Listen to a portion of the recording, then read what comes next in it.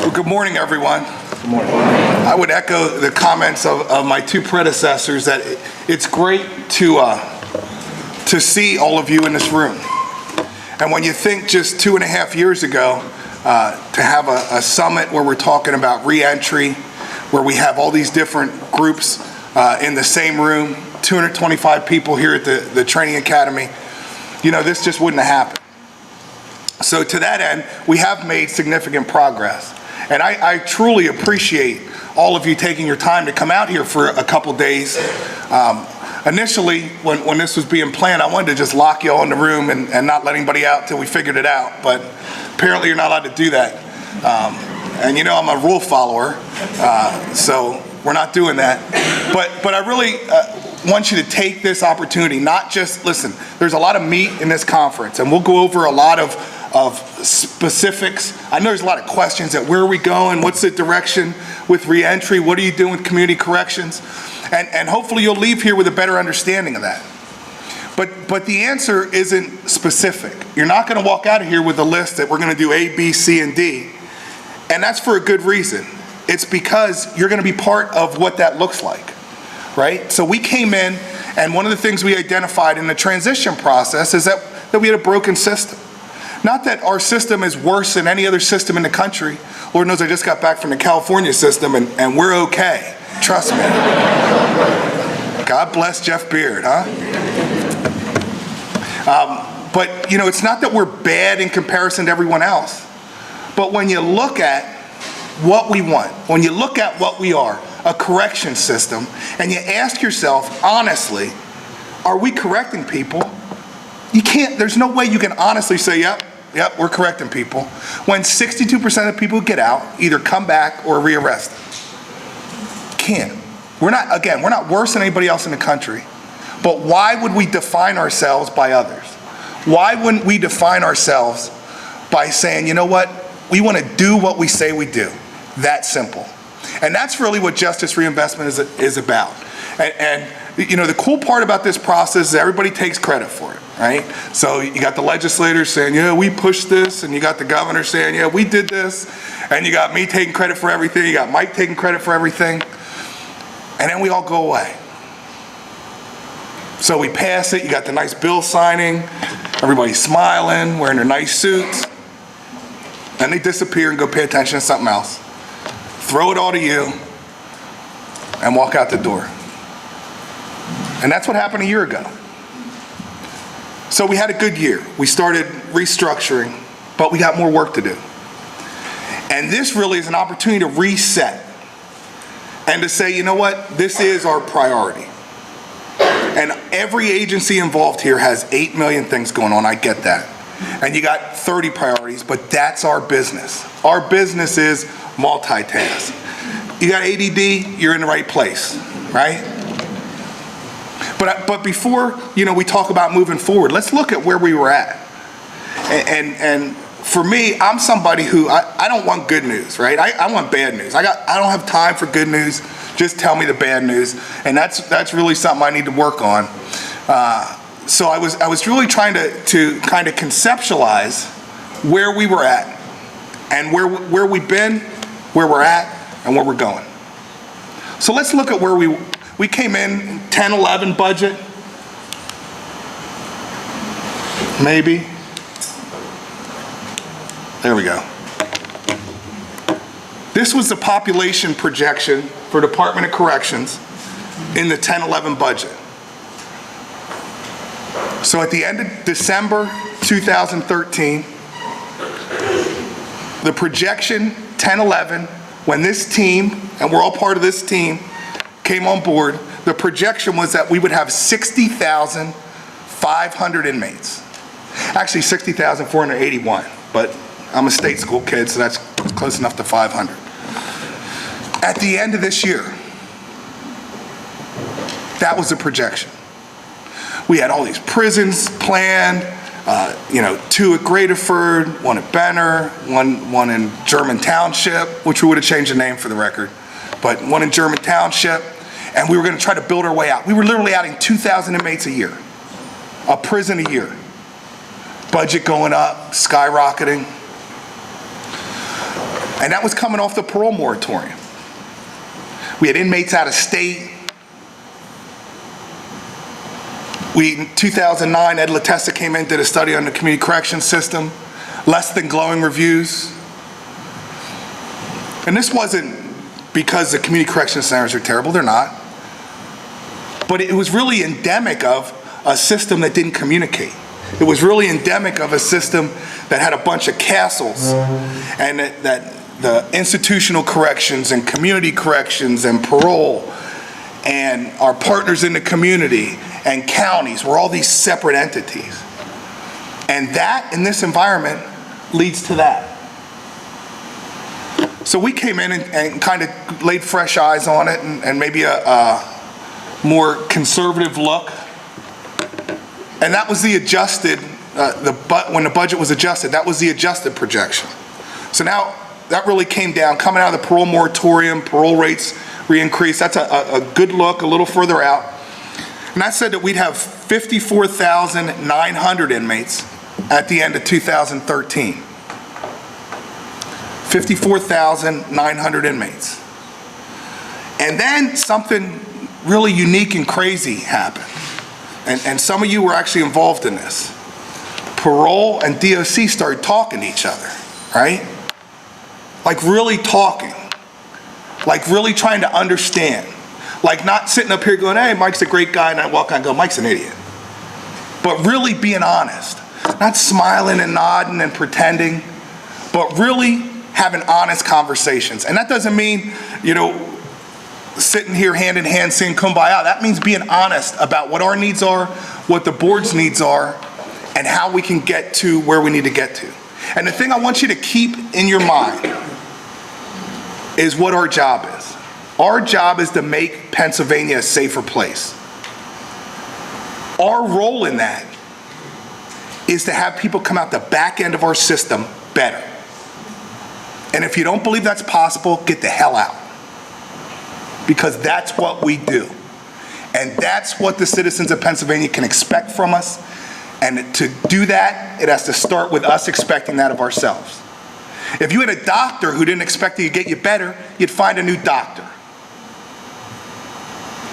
And the medical field has improved eons. The life expectancy over the past 20 or 30 years has gone up 5 or 10 years. And it's because that they do a bunch of research, but then the important thing is that they change their practice when the research says that something better works. If that didn't happen and you got a cold, they'd stick a leech on your arm. They're not doing that. We are at the same place that they were back then. We have this huge body of research. We have all this stuff that says it works. Now we have to do it. And it can't be DOC pulling one way, parole pulling the other, our partners from community corrections pulling another. The politicians, they're going to pull wherever the hell they want to pull, right? So that we can't control that. It has to be us all pulling in the same direction. From different perspectives, that's what makes us stronger. With different agendas, that's okay. People talk about agendas like they're bad things. You better have an agenda, because if you don't have an agenda, you don't know what you're doing. But we all have to pull in the same direction. And we have to pull the country with us. Because there's not great practices out there. There's people who brag. I got colleagues around the country who go, oh, we have a 30% recidivism rate. Great job. Would you be happy with your cardiologist having that rate? No. I'm embarrassed for them. We're not going to brag about that. What we're going to brag about is the impact we have on our community. What we're going to brag about is the reduction in crime rate because offenders are getting out of our prisons and getting off parole and not committing new crimes. That's brag-worthy. 40% of the people coming back, not brag-worthy. So parole and corrections started talking, and really it's that simple. So we started having meetings. We started looking at how corrections could do a better job meeting parole's needs. We were really honest about the pass off and what we were coming up short on. We were real honest about the docketing process and what was getting in the way of more people not having hearings. And again, not focusing on, we're not changing the bar, not changing the criteria for what people get out, but looking at the process and all of you in this room, from the facilities especially, really looking hard at those processes and doing a better job of that. And just that start allowed us to change the projection from 54,900 to 53,000. That's significant. So keep in mind that when we came on board, we should be at 60,000 inmates right now. What would our department look like right now at 60,000 inmates? Think about it. We have people all over the place. Michigan, Virginia, Haiti, wherever we could find beds. But we're not there. And so we did this new projection and we started working together. And listen, it will never be, there's clearly competing interests at times. So it's never gonna be perfect. But the work you've done and kind of putting your personal baggage, the us versus them, to the side really got us to a place where we could project and budget for less inmates, 7,000 less inmates than we expected. So where are we at today?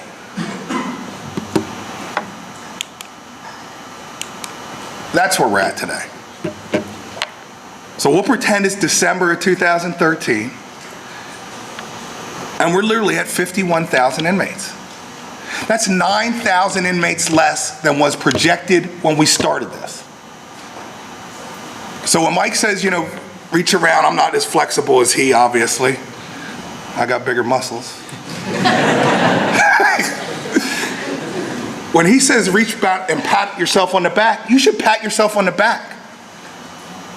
You folks in this room, this department, have accomplished more in 2.5 years than anybody in this administration. And I would argue that anyone in the country, because we've not done some, realignment where you just take the same inmates and go, hey, counties, take them. We didn't do that. We didn't go, okay, let's see. Let's just release a couple thousand low-risk offenders and kick them out the back door. We didn't do that. What we did is we looked at the research and we set a goal, and that goal was to improve outcomes.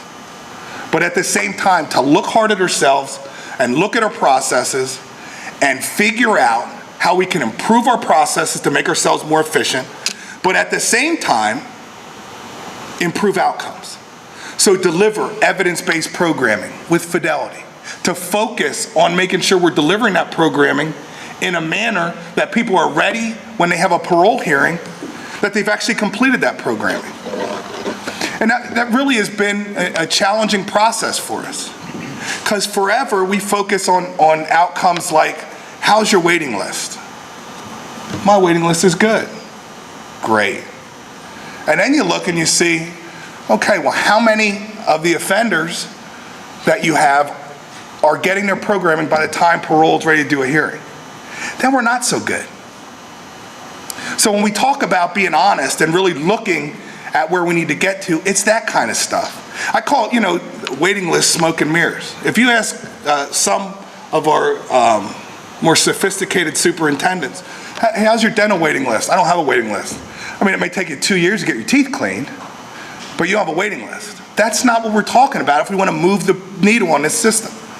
What we're talking about is saying, yeah, I probably need more dental hours because we need people to get seen once a year, and not everybody's getting seen once a year.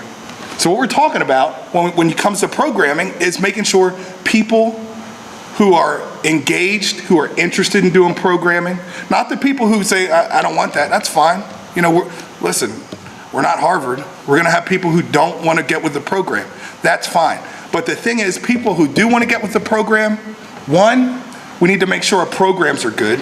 Two, we need to make sure they have a meaningful access to those programs and they get that access in a manner that delivers it to them by the time they come up for parole.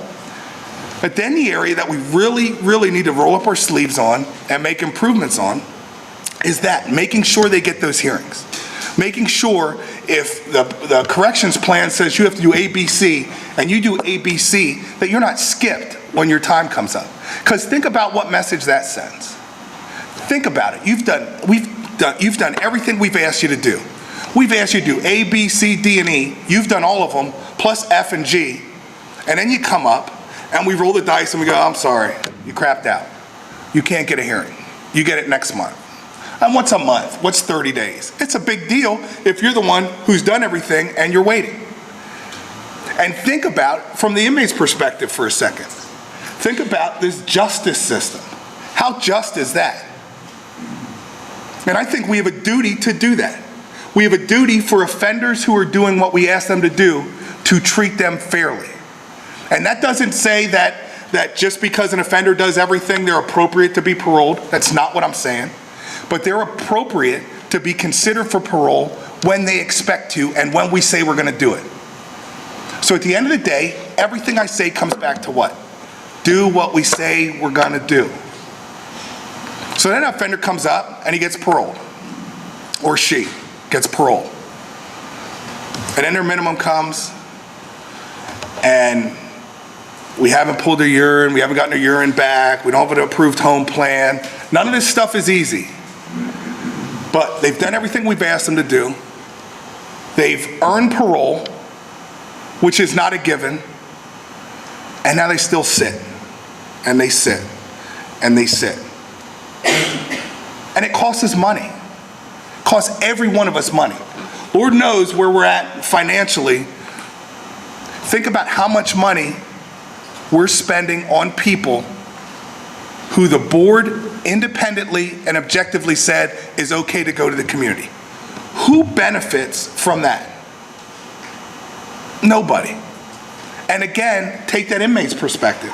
If you're that offender and you're sitting in, DOC facility X, and you've done everything, and you're just waiting for the wheels of bureaucracy to slowly kick you out, and at the same time, you got, mom at home, or you got the kid at home, and key events are happening, and bills are piling up, and you've prepared yourself, and you've gotten a skill, and you're ready to go out and get a job, and the wheels of bureaucracy are just grinding you up. You tell me what your attitude would be when you get out there. I know what my attitude is if I'm an appointment and people make me wait, right? I mean, go to the doctor. I think their appointments are approximate times, right? Because you wait and you wait and you wait. And then you go and you go, hey, doc, thanks for making me wait. No, you don't. Oh, you busy? Me too. Can we get this done? But think about it. Weeks, months, just for that. And we're not talking about the groups who we're really scared of, right? If it was just the groups we're really scared of, sex offenders, we got to be very cautious about where we place them and when we place them. But they're not the only people who are caught up in that grind. The grind really is kind of irrespective of risk. Again, justice. We say, do what we asked you to do, and we'll get you a hearing. Are we getting them a hearing? We say, do what you asked us to do, and do it exemplary, and you'll earn parole. Do we let them out? Hey, getting a positive proaction is great. Getting out's even better. That's essential for us to do. So the good news is we took it from 60,000 real numbers to 51,000 where we're at, real numbers. That's great work. And we've done great, but it's not good enough. So when all this legislation was passed, Justice Reinvestment, the next one's up. The first projection for Justice Reinvestment, coming right out of it without any data, kind of putting your thumb up in the air and guessing, was that at the end of this year, we'd be down to 49,900 inmates. So we're not there. So all the great work we did is great. And we've really flattened out the population, which is laudable. But even with a flat population, our budget goes up $100 million. So just flat, not going to get it. The second from the bottom is where we think we can get to now, and that's right at 51,000 by the end of this year. But the difference between the dotted line, which is the trajectory we are on right now, if we don't make any further improvements, and the bottom two is sitting in this room. You're the ones who are going to dictate where that dotted line goes. And I wish we would have overlaid the line that shows the crime rate in the community. Because we know that 62% of our offenders are either getting violated and coming back or getting new charges, and often both. So when they don't do that, the communities are safer. So that's what we need to focus on.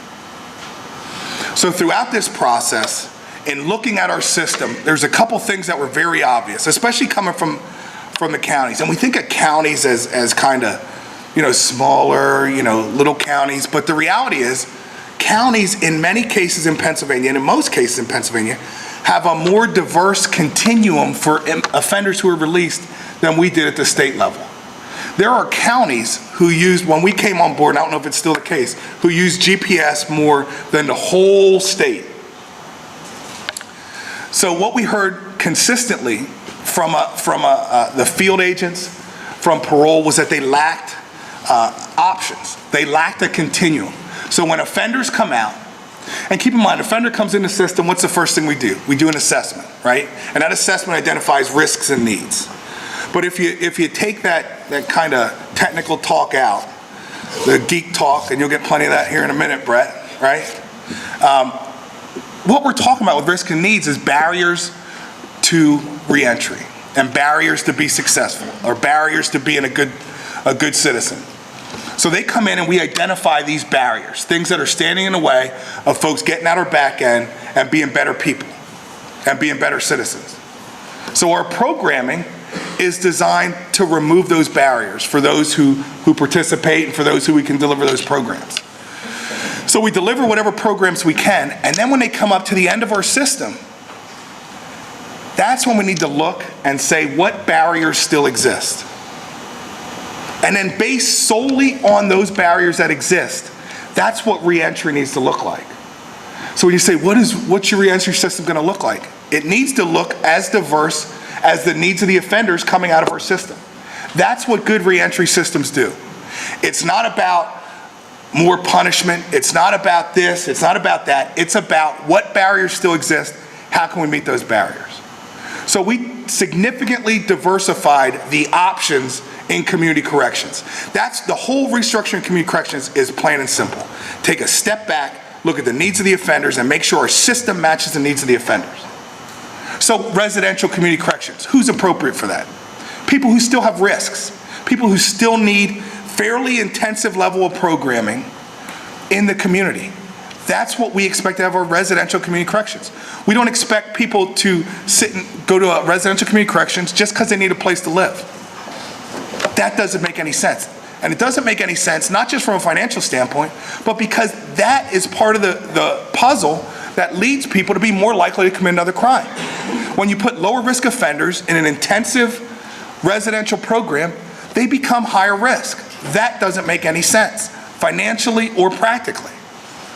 So our residential community correction centers need to be a mechanism for us to deliver programs to further reduce the barriers of those offenders coming out the door.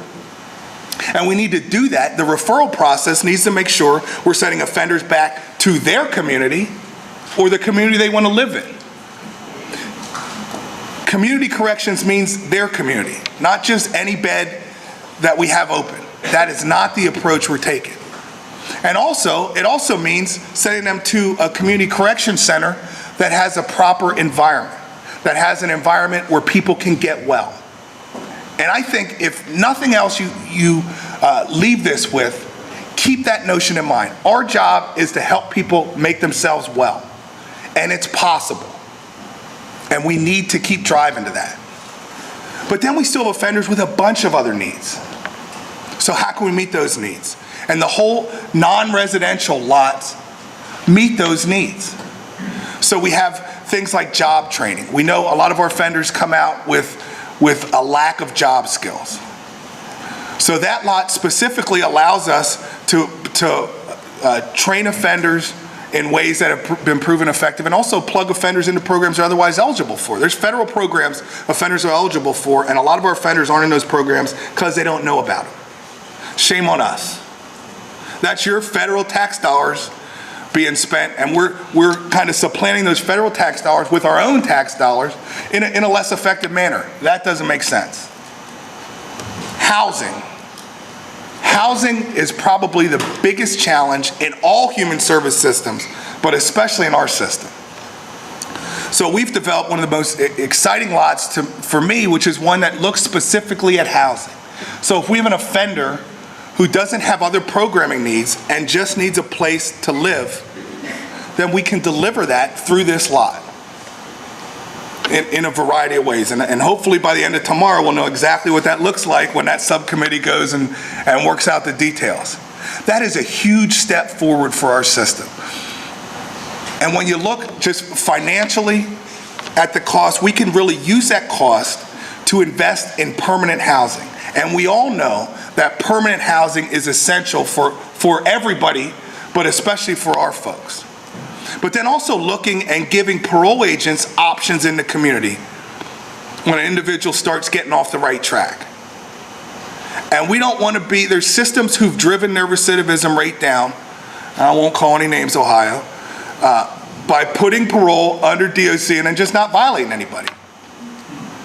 That's not what we're talking about here. But we're talking about when an offender gets off track, that our response is equal to the action, and our response is the response most likely to elicit the result we want, which is less likely to commit a crime.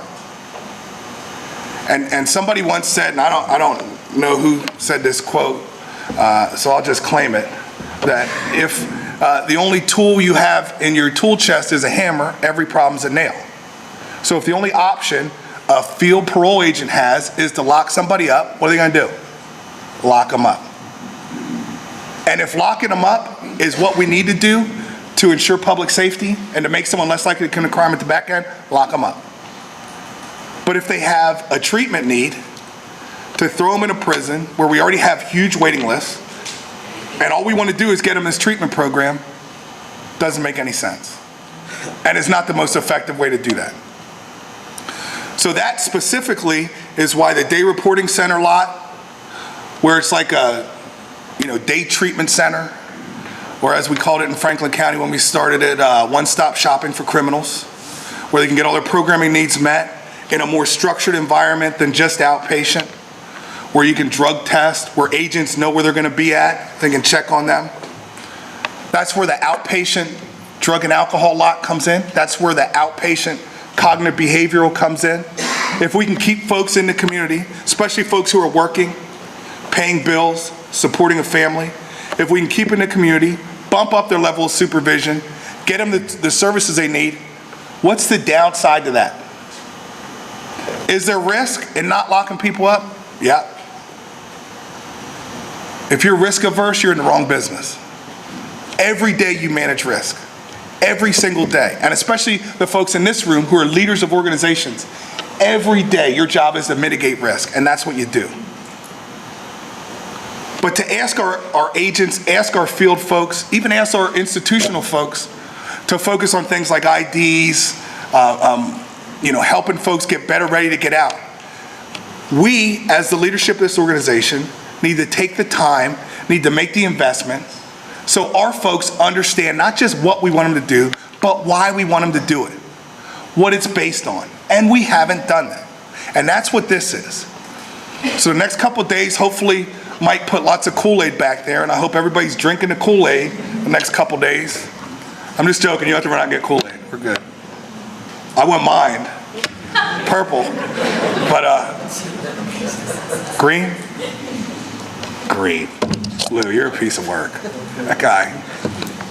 But I want everybody to understand not just what we're doing, but why we're doing it, and then more importantly, getting out there and explaining to the staff and taking the time to invest the time in your staff so they understand what their role is, why we're doing it this way, and why it will benefit them. And if that doesn't happen, that dotted line will shoot straight up. So this is an opportunity for us to reset, to start over, to really get a good understanding. And frankly, we should have had this summit a year ago, but we didn't. We're having it now. But you have to leave here understanding what we're trying to accomplish and with a commitment to share that with their staff and share that with the people who matter. I saw Chris Christie speak this weekend, and he said something that I thought was really cool. He said, people always say, you're preaching to the choir, and why did you preach to the choir? It's a waste of time. And he said he doesn't agree with that. You preach to the choir so they sing. And so I feel like, and I hope that I'm preaching to the choir. But if you don't leave here singing, and we've wasted our time. One other thing, and I hope you notice that we don't have name tags and all this stuff, and that's for a purpose. It doesn't matter who you work for. It doesn't matter what your role is in this. We are in this together. And historically, we haven't been. Red line is a system that isn't working on the same page. And we can go back to red line. Dotted line, green line, whatever the heck those lower colors are. That's systems that talk and put their baggage behind and work together. So please, I encourage you, there's enough break time in between stuff to spend time meeting people. This is our team. I was, with Governor Corbett this weekend, and he was very happy with the progress. And I shared with him that I thought we were, a little behind on it. And I explained, what we were doing here. And he attempted to reshuffle his schedule. Obviously, it didn't work. But it was interesting to hear his perspective as kind of someone who's not involved in the day-to-day on the changes we've made to our system. And how proud he is of the work we've done. But also, as someone who's a prosecutor, when I was talking about, hey, we're really trying to, try to do things like housing in the community, then I cringed a little bit, because I thought he was going, what do you mean, housing? But really gets the fact that a lot of our offenders come out with deficits, and we really need to meet those deficits in an efficient and effective manner. So he asked me to extend his thanks and to really continue to encourage you to continue to go through this process. This is not the easy way to do things. Again, the easy way is parlor tricks. You can't violate anybody. Let's let these people out. Let's stick the counties with all these people. Nobody with these ABC charges can come to the state. That's the easy way, but that's not the right way. This, having these meetings, having these discussions, identifying what the needs are, taking a step back from punishment, and looking at what the needs of the offenders are to make them less likely to commit a crime is the long, painful, right way to do things.